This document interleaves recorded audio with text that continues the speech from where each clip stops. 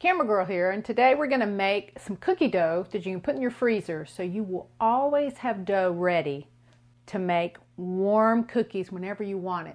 So what do you got? A bunch of sugar? Got a bunch of sugar in here, and I've left this butter out to soften. So it's soft like this?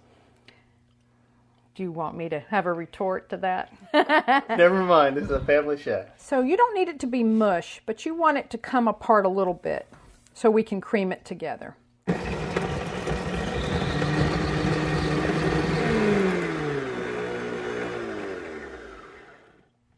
So we've got a little bit of pure vanilla, and I've got an egg that I've also left to room temperature. Just going to crack that into your vanilla.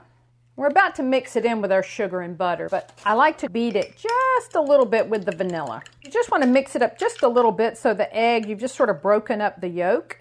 You just put it all in together, and we'll go back to mixing it up.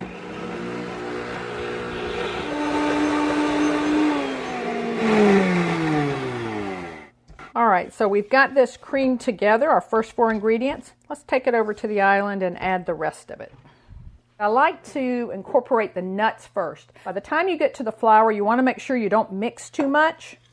Because these make very small cookies, I don't like huge chunks because they take up too much of the cookie. So you just want to mix these in just a little bit. Distribute the nuts throughout. And then you're going to add your flour.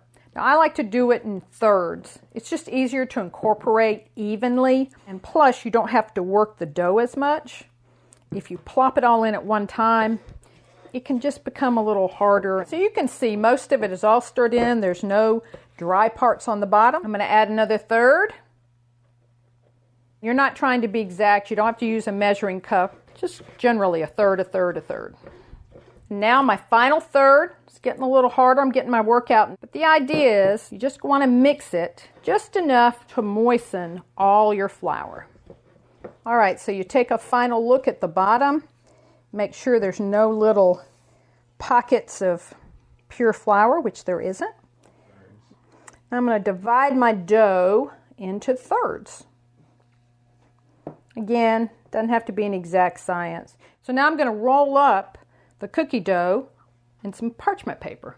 Now you can actually do most of this without even touching your dough, but the idea is just to make a log. We're going to make cookies that are a little bigger than a quarter. My Aunt Judy will often bring these to a family get-together. They're just tiny little bites of deliciousness. Now I could squeeze these out a little bit more, but again, we're not trying to win a beauty contest with these cookies. Then just roll them up. You want to try not to have too many pockets of air. Roll it up. Some people like to put twisty ties. I don't think you need it if you make your logs small enough. Once you've got your 3 rolls of cookie dough, you just put them in the freezer and they'll be there when you're ready. Oh, look at that. Just for the camera. We have some that have been sitting for a little while. We've been eating these for the last couple days for our morning coffee. I remember when I was small, I'd go to the freezer and cut off a few and just eat the dough raw. Don't blame me if you're addicted to these cookies. We're going to cut our cookie dough into about a 1/4 inch cookies. And the other nice thing is, because they're not going to spread out, you can put a lot of them close together. Could also be deadly, because that means you can fit more in the pan. We didn't put baking powder, baking soda. So these cookies, they're not going to rise. They're not going to get any bigger than you roll them and slice them. We've got our oven preheated to 350. We're going to put our cookies in and check them in a little bit. Beep, beep, beep, beep, beep. Now, Chef Buck likes to cook them a little more. I like it when they're just starting to brown on the end. And then, if you try really hard, you can wait to eat them because it will burn your mouth. She says, speaking from experience. Well, they're still kind of soft right now. Yes. But they'll harden up in a few minutes. And you want to get them off of that baking pan kind of quick so the bottoms don't darken too fast. And that's it. One of the reasons I love this recipe is the cookie dough you get in the refrigerator section of the grocery store. To me, they're too sweet. And no, I don't usually use that phrase. These are just perfect. And if you want more nuts, if you want to put a little bit of, chocolate bits, or, you can make your own variety. This is just basically some cookie dough that you can freeze in your fridge and have ready whenever you want some quick cookies.